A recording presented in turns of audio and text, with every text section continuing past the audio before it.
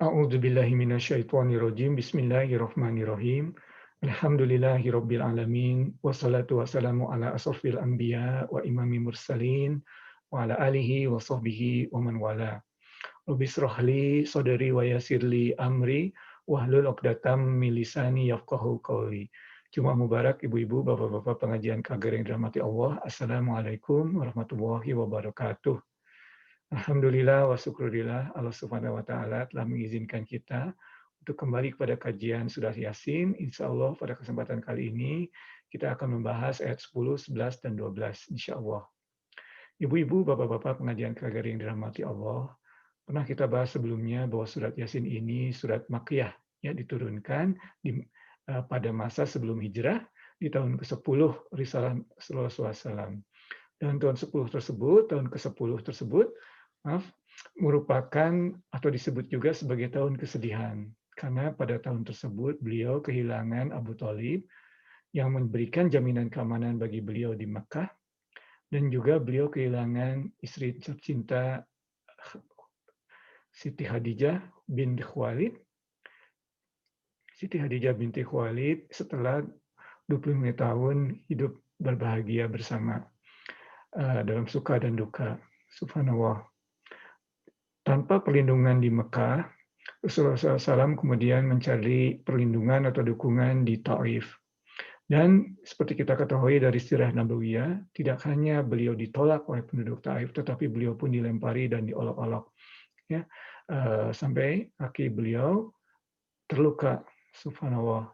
Dan Rasulullah SAW pernah mengakui kepada putrinya Siti Fatimah bahwasannya tahun tersebut merupakan titik terendah dalam risalahnya. Subhanallah.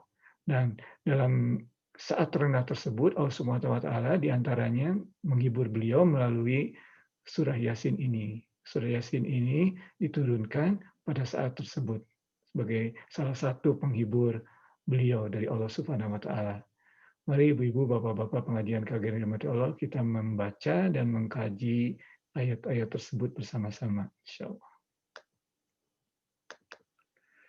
A'udzu billahi minasyaitonir rajim. Bismillahirrahmanirrahim. Wa sawa'un 'alaihim a'anzartahum am lam tunzirhum la yu'minun. Innama tunziru man ittaba'a dzikra wa khashiya ar-rahmana bil ghaib fabashshirhu bimaghfiratin wa ajrin karim. Inna nahnu nuhyil mauta wa naktubu ma qaddamu wa atharahum wa kulla syai'in ahsaynahu fi imamin mubin. Shadaqallahul azim. Ibu-ibu, bapak pengajian KGR yang dirahmati Allah, seperti telah kita sampaikan tadi dalam pembukaan, inilah di ayat ke-10 kita akan membahas insya Allah bagaimana Rasulullah SAW menghibur beliau Sallallahu Alaihi Wasallam. Wasawa'un alaihim. Ya, begitulah Rasulullah Subhanahu Wa Taala membuka sabdanya. Wasawa'un alaihim. Di sini diterjemahkan dan sama saja bagi mereka. Ya, a'anzartahum am lam tunzirhum. Apakah engkau memberikan peringatan ataupun tidak memberikan peringatan? Wahum la yu'minun. Afwan, la yu'minun. Ya, dan mereka tidak akan beriman. Nah, dari beberapa catatan Irfan dari buku-buku yang yang telah disebutkan pada awal kajian kita di ayat ke-10 ini. Jadi di sini Allah SWT menyebutkan bahwa penolakan tersebut bukan karena kesalahan beliau, bukan karena hukuman terhadap beliau sallallahu alaihi wasallam, ya.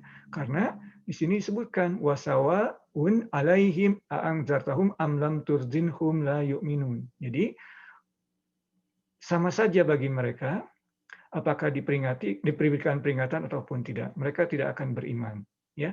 Jadi di minggu lalu kita menjawab, ya, kita membahas, ada sebagian besar yang tidak menerima risalah beliau dan disebutkan bagaimana karakteristik mereka, ya, sehingga mereka tidak dapat menerima atau tidak mau menerima risalah beliau. Di sini disebutkan oleh Allah SWT bukan kesalahan beliau sallallahu alaihi wasallam.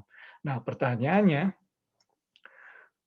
kalau memang mereka sudah sama saja, ya, kalau mereka sama saja diberi peringatan atau tidak diberi peringatan, lalu kemudian apa tujuannya memberikan peringatan? Mungkin begitulah pertanyaannya. Nah, disinilah kalau kita membahas, jawabannya ada dari Allah Subhanahu Wa Taala, ya. Di sini Allah Subhanahu Wa Taala, mari kita perhatikan, tidak menyatakan sama saja bagi kamu, apakah kamu memperingati mereka atau tidak, ya. Jadi tidak sama saja, tidak untuk yang memberikan peringatan, tetapi bagi mereka sama saja bagi mereka yang tidak diberikan, yang diberi peringatan tersebut. Jadi kesalahannya bukan pada yang memberi peringatan, tetapi pada yang diberi peringatan.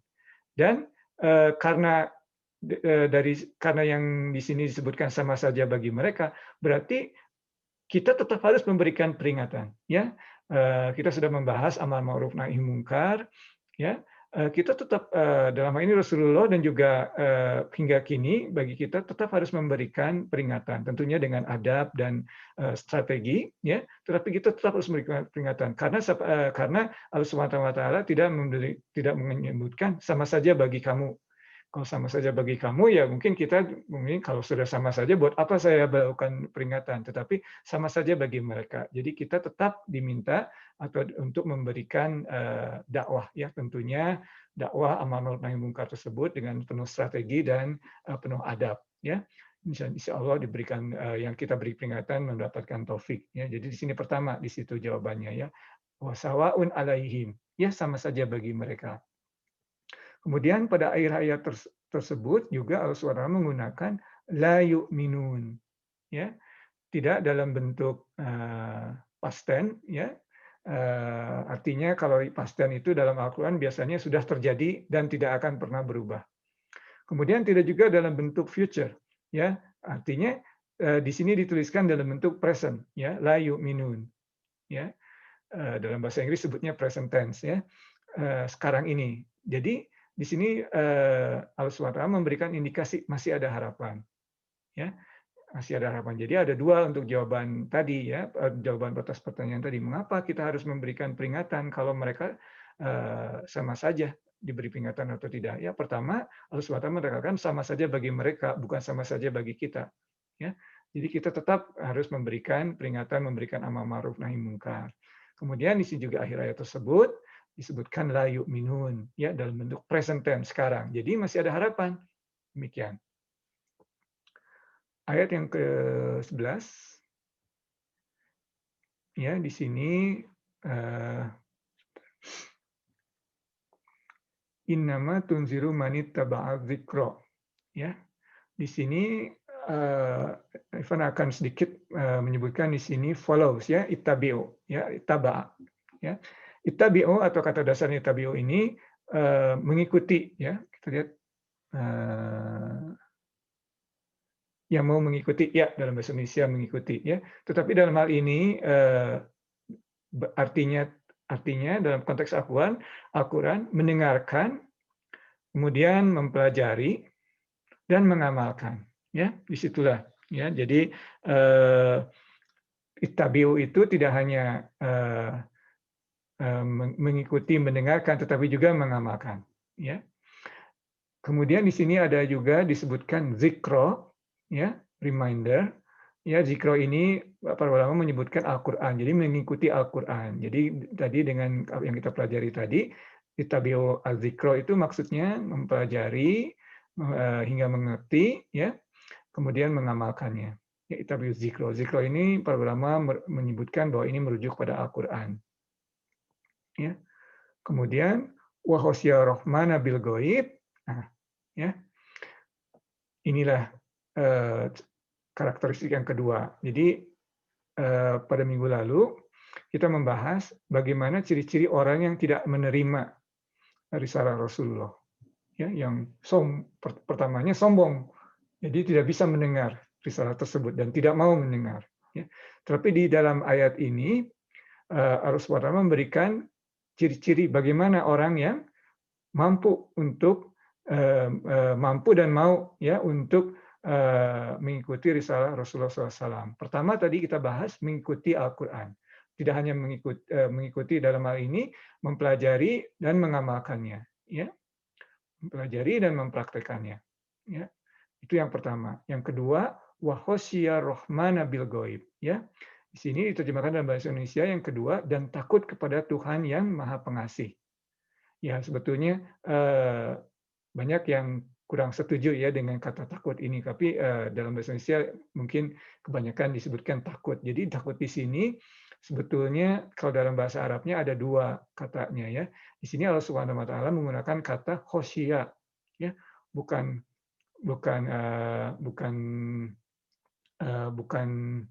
khofa, ya. Khofa yang takut, ya. Kalau yang ini khosya.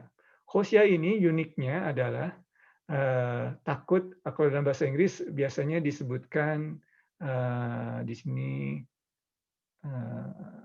ya masih juga fears, ya. Sebetulnya ada kata awe, ya. Jadi AWE, ya. Itulah yang dibicarakan, bukan afraid tapi awe, ya. AWE. Ya, khosya ini biasanya diterjemahkan. Ya. Artinya perbedaannya, kalau orang takut biasanya lari, menjauh. Tetapi kalau ini khosya, pada saat takut khosya ini bukan lari tapi malah mendekat. Ya.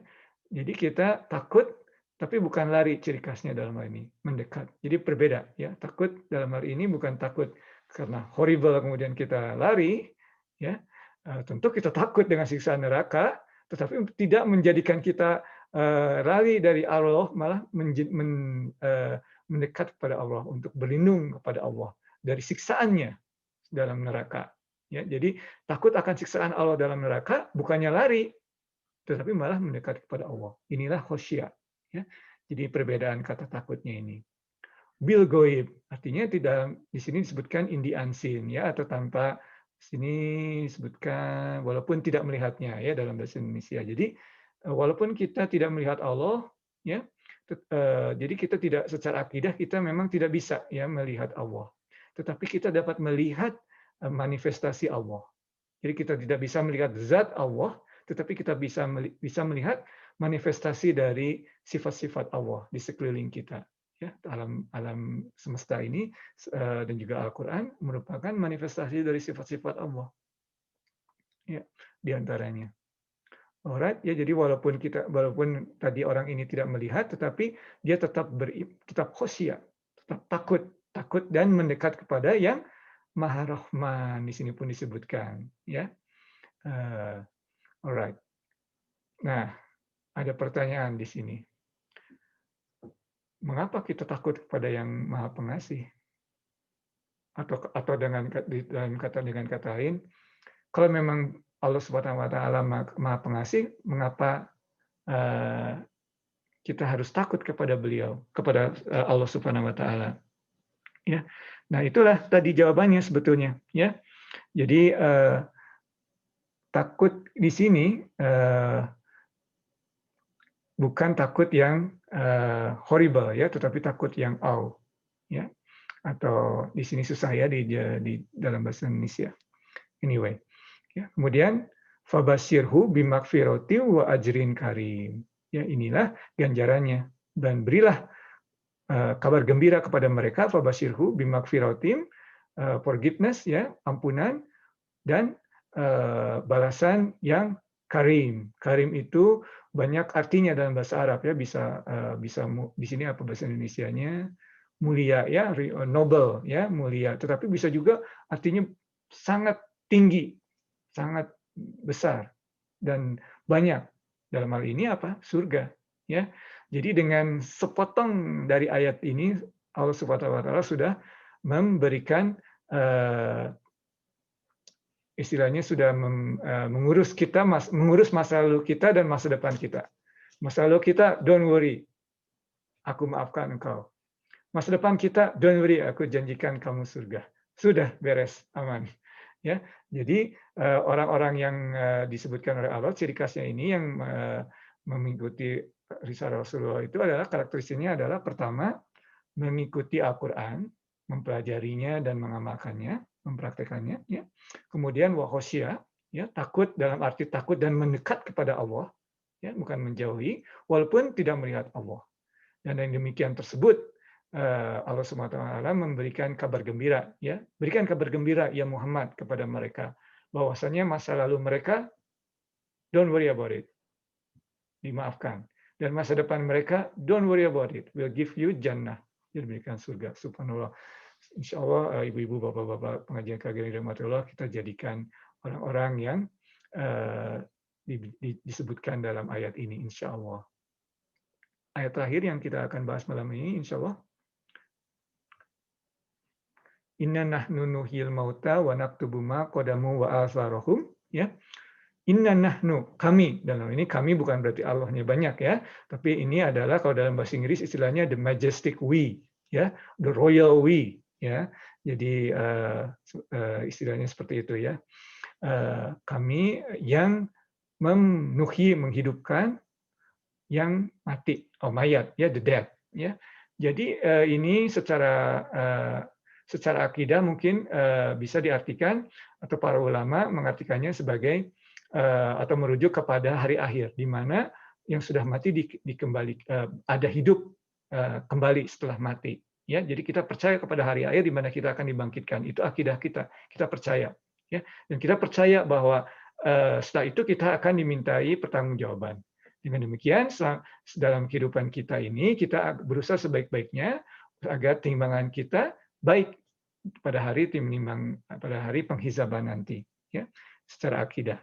Tetapi secara spiritual, ya, para ulama tasawuf juga menyebutkan bahwa ini adalah ada indikasi, ya, ada kiasan bahwasannya walaupun seseorang itu atau indikasi kiasan akan keajaiban atau ke Al-Quran, ya. Dalam ayat-ayat sebelumnya, dalam salah satu ayat yang kita bahas beberapa minggu lalu, kita menyebutkan bahwa Al-Quran itu Tanzilal Aziz. Ya, Al-Aziz itu sifat Allah, dan dengan demikian karena Al-Quran ini kalamullah, maka Al-Quran memiliki sifat Al-Aziz juga. Ya, karena Al-Quran ini kalamullah, ucapan Allah. Nah, di sini disebutkan ya bahwasannya Al-Quran ini mampu menghidupkan yang mati. Dalam hal ini ulama tasawuf menyebutkan mampu menghidupkan siapapun yang hatinya sudah mati asalkan dengan tulus. Siapa contohnya? Salah seorang yang terkenal adalah Umar bin Khattab. Beliau pada saat itu sudah berangkat untuk membunuh Rasulullah. Tetapi saat mendengar surah Toha, hatinya luluh dan mencari Rasulullah, kemudian mencapaikan syahadat. Contoh lainnya, satu lagi, misalnya Khalid bin Walid. Ya, Khalid bin Walid ini seorang panglima perang tentara Quraisy, ya, bangsa Quraisy, ya, yang olehnya umat Muslim begitu menderita pada perang Uhud. Ya, tapi beliau setelah Fatah Mekah mengucapkan syahadah pada Rasulullah SAW. Jadi walaupun hatinya begitu keras, sudah begitu keras, tetapi kalau tulus dan memang ingin berubah, Al-Quran mampu tidak hanya menjadikan mereka sebagai umat yang biasa, ya, umat Islam biasa atau yang adi, tetapi seorang yang terkenal, mereka orang-orang yang sangat terkenal, yang patut kita banggakan. Demikian. Inna nahnu nuhyil mauta, ya. Wa naktubu ma qaddamu wa asarahum. Wa naktubu, and we, ya, record, ya, naktubu, kitab, ditulis ya. Bahasa Arab aktub itu menulis ya. Ma kodamu yang jadi apapun yang kita lakukan, kodamu itu di depan kita ya. Yang kita lakukan artinya yang kita lakukan untuk masa depan kita, ma kodamu ya, akan ditulis ya. Wa asarohum dan yang ada di belakang kita. Artinya di sini sebutkan dan bekas-bekas mereka tinggalkan. Artinya asar ini remnant dalam bahasa Inggris ya, footprints ya, itu di sini juga disebutkan ya. Jadi apa-apa yang kita tinggalkan di dunia juga akan tertulis. Nah, tentunya di sini ada dua sisi, yang baik dan yang buruk ya. Yang ke depan untuk ke depan yang baik, yang buruk yang di belakang. Maaf, juga yang baik dan yang buruk.